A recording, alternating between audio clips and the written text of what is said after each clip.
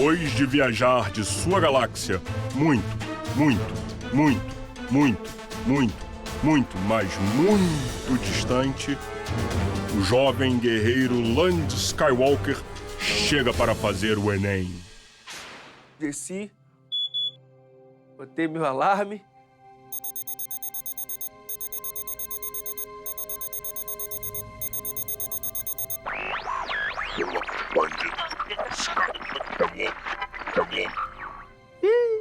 Esse sinal 12G é horrível aqui. Alô? Land Skywalker, I am your Mas father. não é programa de língua portuguesa? Sou eu, Land, seu pai. Ah, mas isso todo mundo já sabe. Isso. Mas o que você não sabe é que você deixou seu cartão de ponto aqui em cima da mesinha na Estrela da Morte. Quê? Eu vou ter que voltar?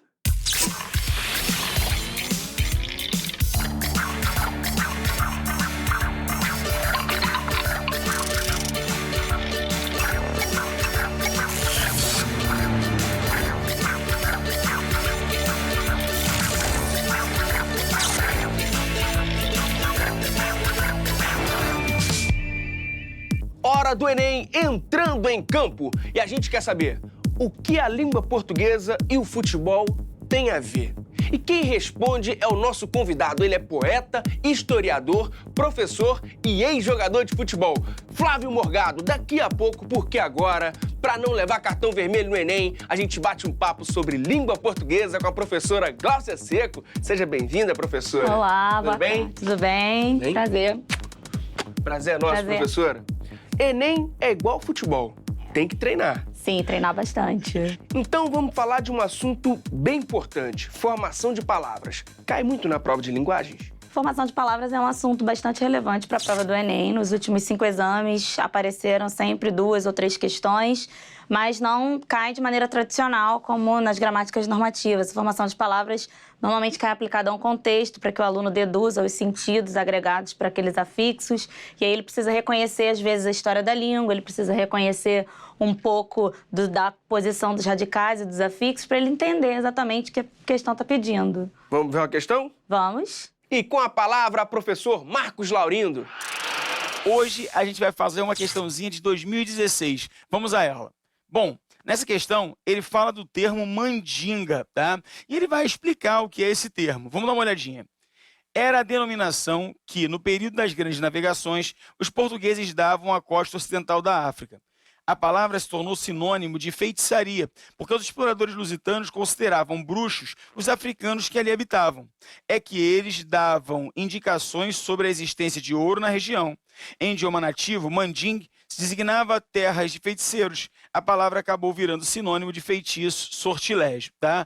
Então, assim, ó, você tem aí um vocábulo, mandinga, de origem africana, e a aplicação dele, que tem muito a ver com a história, tá? Tem muito a ver com as questões que envolvem ali o processo das grandes navegações, a conquista de territórios. Então, assim, pensando desse jeito, vamos para o enunciado. Olha o que ele vai dizer. No texto, evidencia-se que a construção de significado da palavra mandinga resulta em letra A, gente, ó, a construção, tá, de mandinga tem a ver com o que necessariamente? Contexto sócio-histórico, eu posso falar que tem a ver com a história e com a formação da sociedade? Guarda aí. B, diversidade étnica, não é isso. Descoberta geográfica. Bom, falar que eles, em função de chegarem à África, descobrirem aquele território, tem a ver com a formação do vocábulo, não é isso. Volta. Apropriação religiosa, também não. Contraste cultural, também não. Resposta letra A, contexto sócio-histórico. Tudo bem? Então estaremos aqui até a próxima questão para tirar suas dúvidas aí e ir no caminho do Enem. Vamos que vamos. Tchau, tchau. Muito obrigado, professor. Essa questão fala da história da língua portuguesa. O que o candidato precisa saber para acertar essa questão? Ele precisa compreender, primeiro, elementos relacionados à variação linguística. Ele precisa entender que a nossa língua portuguesa ela tem uma herança colonial e ela tem uma herança também das línguas africanas que permearam o país ao longo do processo de escravidão. E ele precisa entender que essa evolução linguística aplicada a contextos sociais, aplicada a determinado país, pode mudar o sentido das palavras ao longo do tempo. Então, a língua portuguesa falada aqui no Brasil, ela utiliza alguns vocabulários que não são utilizados em outros países lusófonos. Perceber essa evolução diferenciada pelos continentes e diferenciada pelo país de onde nós estamos falando, é importante para que ele reconheça essa percepção da história. E por que a palavra mudou seu significado dentro de um outro contexto sociopolítico ou dentro de um contexto de país especificamente. E essa relação entre a língua portuguesa e a história aparece muito no Enem? Ela aparece com frequência, principalmente se a gente pensa que o Enem é uma prova extremamente interpretativa e isso aparece relacionar, olhar os vocábulos dentro do texto e pensar no significado dele, na carga etimológica que ele traz para o texto, aparece não só na prova de linguagens, como também na prova de ciências humanas, ciências da natureza, porque eu posso pegar o vocábulo e deduzir a partir do nome de um determinado elemento o que ele faz, por exemplo, né? Ou que momento histórico é aquele que está sendo vivido. Você falou etimologia, essa é a área da gramática que estuda a formação das palavras, tá certo? Sim, está certo, é isso mesmo. E dá para descobrir o significado de uma palavra só fazendo uma análise etimológica? Sim, dá, claro. A prova ou qualquer contexto vai exigir que você conheça o mínimo de sentido de um pedaço da palavra. Então, a gente tem palavras em que eu posso olhar só o radical e entender que aquele radical tem um significado próprio, original, e a partir dali eu entendo todos os outros que podem surgir e derivar daquele sentido. Ou uma palavra com derivação prefixal ou sufixal, eu tenho um prefixo ou um sufixo. Ele tem um sentido próprio que se acrescenta àquela palavra, e aí ele forma novos sentidos. Dá um exemplo então, professora. A gente pode pensar, por exemplo, na palavra presidir, né? Esse verbo, ele nos dá a ideia de que eu tenho uma liderança, de que eu tenho alguém que vai gerenciar alguma coisa. Então, se eu pensar que o presidir me leva a esse sentido, eu vou pensar que o presidente é aquele que vai gerir uma determinada situação, um determinado contexto. Então, ele ganha um afixo novo, a raiz da palavra radical permanece, mas eu entendo que a partir dessa raiz original, eu consigo entender os significados agregados depois que eu coloco um sufixo, por exemplo. Pelo que eu tô vendo, a etimologia é importante para outras áreas também, né? Ah, sim, ela é importante para outras áreas, porque se eu leio qualquer texto a partir dos vocábulos, eu consigo pensar em vários sentidos acrescentados a esse vocábulo. Então, melhora qualquer leitura de mundo. Professor, agora aquele bate-bola rápido. Qual é o assunto da questão? Etimologia, basicamente, formação de palavras, né, e o reconhecimento dessas estruturas que se acrescentam ao longo do tempo, e história da língua, que é o foco da questão, né, pensar em como o vocábulo evoluiu, vindo da África até o Brasil e como se transformou. E quando a gente aprende esse conteúdo? No primeiro ano do ensino médio é que os estudantes começam a pensar na variação linguística e, posteriormente, no processo de formação de palavras. E se eu quiser saber mais, a sugestão é? A minha sugestão é um livro clássico, bem pequenininho, é a estrutura da língua portuguesa ou formação de palavras do Joaquim Matoso Câmara. Gramática. Cai muito no Enem? A gramática tradicional que a gente aprende ao longo do fundamental e do médio não cai no Enem da maneira como nós estamos acostumados. Na prova do Enem, a gramática, em geral, é aplicada sempre a um contexto, sempre a textos jornalísticos, a textos literários, a charges, a história em quadrinhos. Então, não é muito comum que o Enem cobre reconhecimento de regras específicas de gramática na prova.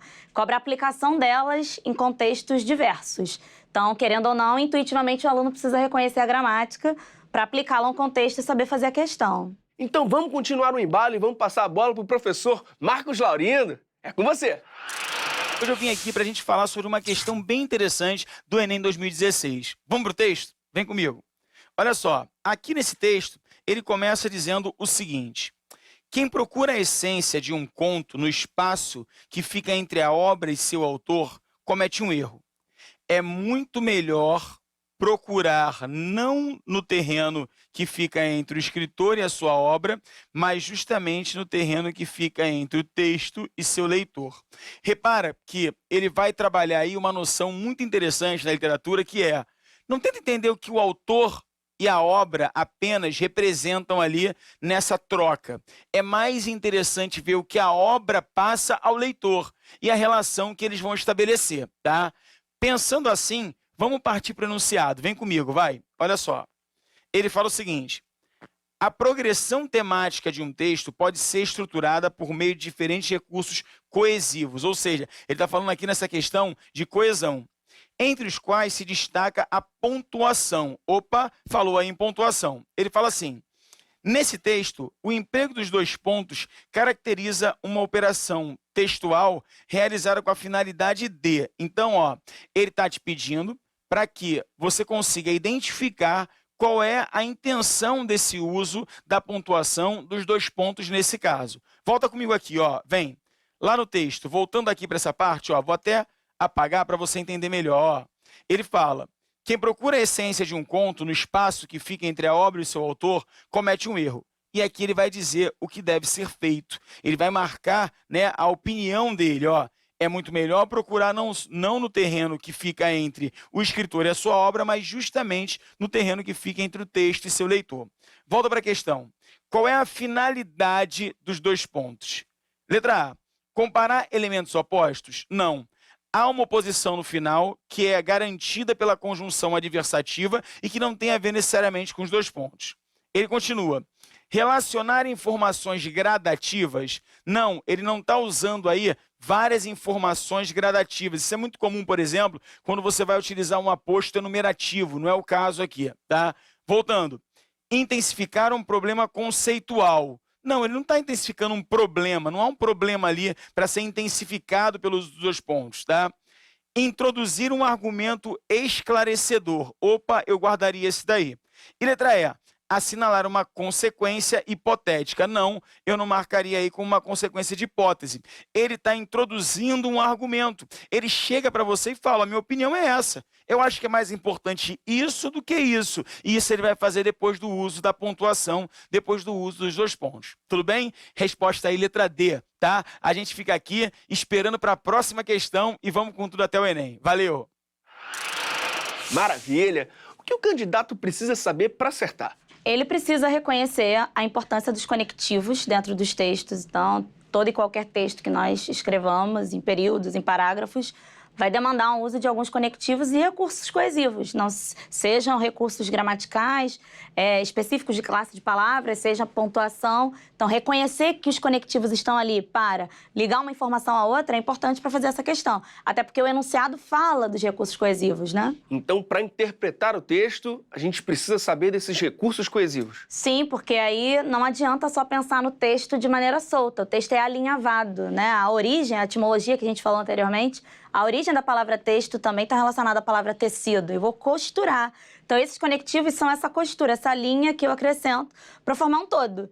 Então, se eu não entendo que o conectivo está ali para resgatar um segmento a outro, ligar um ao outro, o texto pode perder um pouco de sentido. Porque, além de conectar, alguns conectivos, eles acrescentam sentido. Sentido de oposição, de soma, e isso faz todo sentido dentro de um contexto, né? Professor, você pode dar um exemplo de como a pontuação pode mudar todo o sentido de uma frase? Pode ser o uso da vírgula, por exemplo, que é uma das pontuações que a gente mais utiliza. Se a vírgula for colocada errada numa frase, eu mudo totalmente o sentido da frase. Então, uma mesma frase com as mesmas palavras. João quer ir ao cinema. João quer ir ao cinema? Uma pergunta. Eu posso ler desse jeito, sem a vírgula. Mas eu também poderia colocar, João quer ir ao cinema? Esse João, essa minha pausa é a vírgula. É escrita com as mesmas palavras. Mas no primeiro exemplo, João quer ir ao cinema? O João é o sujeito da frase. Eu estou falando sobre o João. João quer ir ao cinema? Eu estou falando agora com o João e não sobre o João. Então, essa vírgula que inicia o vocativo, o João, da segunda frase, muda completamente o sentido, o foco da minha informação, os elementos responsáveis pela comunicação. E quais são os outros recursos coesivos que o candidato precisa reconhecer? Tradicionalmente, enquanto nome, a gente pode pensar nos elementos de coesão referencial, que nós usamos de maneira muito comum. Coesão referencial a gente usa na automática. Eu estou escrevendo um texto e não quero repetir palavra, por exemplo. O primeiro recurso que as pessoas pensam é o uso de sinônimos. Então, fazer o uso de um sinônimo dentro de um texto é fazer uma coesão referencial. O uso de algum pronome que substitua uma palavra que já foi utilizada também é coesão referencial, para fazer uma referência a palavras anteriores. A coesão sequencial também é um ponto importante. Essa sequência é dada muitas vezes pela pontuação, como a vírgula que a gente viu. os 2 pontos da questão. A coesão sequencial também pode ser dada por numerais, então que vão sequenciar a informação, ou por construções que sequenciam essas informações. Em primeiro lugar, que as pessoas gostam muito de utilizar para organizar esses segmentos. A competência 4 da prova do Enem é sobre coesão, exatamente sobre coesão. Então, ele vai tirar 200 se ele usar bem esses recursos. Além dessas conjunções que eu citei, desses recursos, temos as preposições também. Nós utilizamos preposições o tempo todo dentro do texto. E essa preposição pode ser responsável por ligar um verbo a um nome que venha depois do verbo para não só conectar, mas acrescentar valores. Então, reconhecer esses elementos faz parte da leitura da prova do Enem. E dá para usar a gramática de modo intuitivo para perceber a diferença? Dá sim, assim, como a gente passa toda a nossa vida escolar estudando gramática, basicamente as mesmas regras, se você reconhece as classes de palavras existentes, dentro do texto você consegue perceber que aquela classe de palavra que você estuda separada está organizada numa função específica naquele período. Então, intuitivamente, como você reconhece que existem conjunções, quando você olhá-las aplicadas ao contexto, você vai perceber o papel delas dentro do texto. Então, acaba voltando para o conceito de conjunção. Se você sabe o que são as preposições estudadas de maneira separada e segmentada, quando reconhece essas preposições dentro do texto, você começa a perceber a função delas e aí volta novamente para o conceito. E como geralmente o Enem cobra esse conteúdo? Em geral, caem em textos aplicados, como na questão, alguma palavra sublinhada, algum elemento sublinhado para você reconhecer o que ele está fazendo ali. Então, eu coloco o segmento e sublinho, ou marco. Eu quero dizer, qual é o papel que ele está exercendo ali naquele texto. Você vai reconhecer o papel daquele conectivo. Ou pode cair uma questão em que você precise reconhecer qual é o conectivo que está ali. E aí vão ter as opções e você vai precisar reconhecer o conectivo. Ou ainda, eu coloco o conectivo ali e peço para que você reconheça qual é o valor semântico daquele conectivo, qual é o significado que ele está acrescentando, e não só o efeito daquele conectivo. Então, cai bastante, né? Tem que reconhecer esses elementos. Normalmente está sublinhado ou em negrito para o candidato perceber que ao lado direito e ao lado esquerdo do conectivo há alguma relação semântica. Qual é o assunto da questão? O assunto da questão é coesão textual. E a gente aprende quando? No fundamental, os alunos aprendem no 8º e 9º ano, quando estão começando a estudar textos mais complexos, com períodos mais longos, com as orações coordenadas e subordinadas. E no ensino médio, especificamente no 2º ano, porque no 2º ano nós começamos a estudar textos argumentativos. E no 3º ano também, porque a dissertação argumentativa acaba sendo o grande texto, né? E para quem quer se aprofundar? Para quem quer se aprofundar, tem um texto de uma professora um livro, né, de uma professora da Unicamp, Enguedor Vilaça Koch, é um nome complexo. Ela tem um livro chamado Coesão Textual. Ela tem uma série de livros, Coesão Textual, Coerência Textual. Ele é bem pequeno, bem simples, e ela fala das variadas formas de produzir conexões intertextuais na nossa produção. Professora, muito obrigado mesmo e volte sempre. Nada. Obrigada a vocês. Será que futebol tem a ver com poesia? Quem responde é o Flávio Morgado. Ele é considerado um dos destaques da nova geração de poetas brasileiros, é historiador, professor e já jogou no Fluminense. Vem pra cá, Flávio. Tudo bem? Tudo bom, hein? Seja bem-vindo. Obrigado.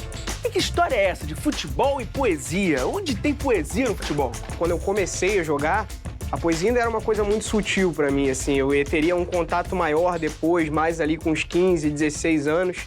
Eu joguei até os 17, e aí naquele primeiro momento ali, eu ainda era muito focado no futebol. A partir de um determinado momento, comecei a ler bastante literatura, me interessar, tive uma professora muito boa, influência também muito bacana do meu pai nesse sentido. E aí, a partir de um determinado momento, eu comecei a perceber que essas coisas, mais tarde, eu veria que elas se conjugariam. Seria bem interessante trabalhar a poesia e o futebol, mas naquele momento, até a própria distância que isso estabelecia em relação aos meus colegas de time me colocava um pouco distante daquele mundo do futebol. Então, não tinha muito aquela mentalidade do jogador, já com 16, 17, já devia estar pensando em estourar. E aí, quis me dedicar, de fato, à faculdade, no primeiro momento, para vestibular, fui fazer e tal, e depois segui a carreira de poeta. Já vinha escrevendo, resolvi juntar, publicar. E aí, quando eu fui fazer o primeiro livro, eu falei, eu tenho que revisitar esse momento, tenho que falar do futebol. Aí hoje eu consigo falar, tem muita poesia. Então foi por isso que você desistiu dos campos? Sempre que me fazem essa pergunta, ela é interessante porque tem o seguinte, 1% só é que profissionaliza, né, dos jogadores. A grande maioria está no interior do estado, jogando em condições precárias, ganhando um salário que não é nada astronômico. Quando eu vi que havia possibilidade da minha carreira caminhar por aí eu vi que, de repente, o futebol não era aquela idealização que eu tinha. E hoje você também é professor de história. Como que você se divide com a poesia e a sala de aula? Eu costumo dizer que, assim, poeta eu sou integral, o tempo todo. Mesmo quando eu não estou escrevendo. Professor ali na sala de aula. Mas há alguns sentimentos ali entre o poeta e o professor que eles caminham juntos. Em primeiro lugar, eu acho que a própria questão da generosidade, né? Eu poderia, por exemplo, como poeta, ficar com aquele sentimento só para mim. A necessidade de publicar aquilo é uma necessidade de comunicação. Da mesma maneira que, como professor, faço uma faculdade, uma graduação inteira para poder depois ensinar aquilo a meninos mais jovens. E aí isso também tem um gesto de generosidade, também tem uma tentativa de comunicação, uma iniciativa de comunicação. E como a história está presente na poesia? A história está presente em tudo, né? O Aristóteles ele tem uma frase muito interessante que ele diz: a história narra o possível, a poesia narra o verdadeiro. Para você ter acesso de fato ao sentimento de uma época, a como foi compreendida aquela circunstância, muitas das vezes você vai conseguir essa verdade, né? Ou pelo menos o próximo disso, numa obra de arte, num poema, do que propriamente na história. Então, ao mesmo tempo que tem um trabalho de historiador, tem um trabalho de professor, eu acho que o trabalho de poeta também está junto disso, principalmente quando o poeta compreende que o poema é também da ordem da urgência do tempo, de paralisar aquele instante, de tentar transformar aquilo em algo que possa se desdobrar, mesmo não acontecendo naquele tempo em que eu escrevi, que seria essa brincadeira, esse flerte com a possível eternidade literária, que é também fugaz, como toda eternidade, mas existe. Flávio, conta pra gente, qual é a relação entre os poetas da sua geração com a história da poesia brasileira? A relação desses poetas hoje, pelo menos da geração que eu convivo e tal, dos poetas que eu leio, a maior dificuldade em relação a trabalhar com a tradição ou com a história da literatura brasileira é que não há mais, pelo menos desde a década de 60, 70, ali a poesia marginal talvez tenha sido o último ponto na história da literatura brasileira, em que você não tem mais aquele discurso do imperativo, da vanguarda. Olha, poesia é isso. Para fazer poesia tem que escrever dessa forma, tem que ser verso livre, tem que ser metrificado. Não tem mais isso. Então, você não tendo mais isso, você abre espaço para uma liberdade, para uma pluralidade. Então, você tem, hoje, no cenário atual, Glauco Matoso escrevendo sonetos, que é uma forma antiga de se fazer poema, considerada antiga, que ele atualiza, obviamente. Você tem poetas de verso livre, poetas trabalhando com o elemento plástico do papel. Tem uma série de possibilidades na poesia que dificulta que a gente diga mais ou menos qual é o lugar da minha geração na história da literatura. Por que você resolveu fazer história? Dentre as matérias da escola, eram as que eu mais gostava, embora não fosse a que eu tivesse melhor nota. Melhor nota era literatura, português. Minha primeira opção foi comunicação, que é a profissão do meu pai. Que era instinto, né? Vou tentar fazer comunicação, ver como é que é. Acabei não gostando muito, não da profissão em si, mas do cotidiano, né? Do jornalista, aquele dia a dia ali. Eu achava trabalho demais, a coisa do plantão, aquilo tudo ali. Eu falava, pô, eu acho que isso pode atrapalhar a minha literatura, que sempre foi o meu projeto de vida. Então eu falei, pô, eu acho que eu queria dar aula. Dei aula uma vez para os colegas da escola, vi que eu gostava daquilo. Falei, dentre as matérias, qual que eu posso escolher? Aí, óbvio que a primeira opção vou fazer literatura. Aí já me falaram, olha, se você fizer literatura e você quer ser poeta, possivelmente você vai deixar a faculdade contaminar os seus poemas e fazer uma poesia muito acadêmica. Então eu acabei voltando, então vou fazer história, que eu gosto muito, dialoga, como a gente acabou de falar, e ao mesmo tempo eu me mantenho em sala de aula, que é uma coisa que eu gosto de fazer. E para quem quer curtir mais poesia, qual é a sugestão? Eu diria que, por experiência própria, ler as pessoas da sua própria geração. Porque há um distanciamento grande da poesia, e nesse sentido a escola é um pouco culpada, que é aquela coisa, o aluno, de antemão, ele já pensa que o poema ou a poesia é uma coisa muito laudatória, que o professor lê com aquela voz impostada, é algo que remete, no máximo, ao século XIX, ultra-romântica. E não é isso, a poesia cabe tudo. Só que só vai ter acesso a isso, essa poesia ainda não chegou na escola, essa poesia que cabe tudo, só vai ter acesso a isso se você procurar os poetas da sua geração. E para quem está se preparando para o Enem e que quer seguir essa carreira, qual é o seu conselho? O que eu sempre tento passar para os meus alunos é: você pode ganhar bem escolhendo determinada profissão, ou estar bem colocado no mercado, ou ter um certo status, mas vai por mim, isso não vai te sustentar a vida inteira do ponto de vista existencial. Então essa escolha ela tem que partir do afeto. E é claro, é difícil fazer essa escolha aos 17 anos. mas é importante ter que pelo menos isso como critério de escolha. Flávio, show de bola. Obrigadão Obrigado, pela Ed. visita. Valeu mesmo, viu? Obrigado, querido. E é isso, galera. Independente da carreira que você seguir, para fazer um golaço no Enem, a tática é a que você conhece. Foco nos estudos. Até mais.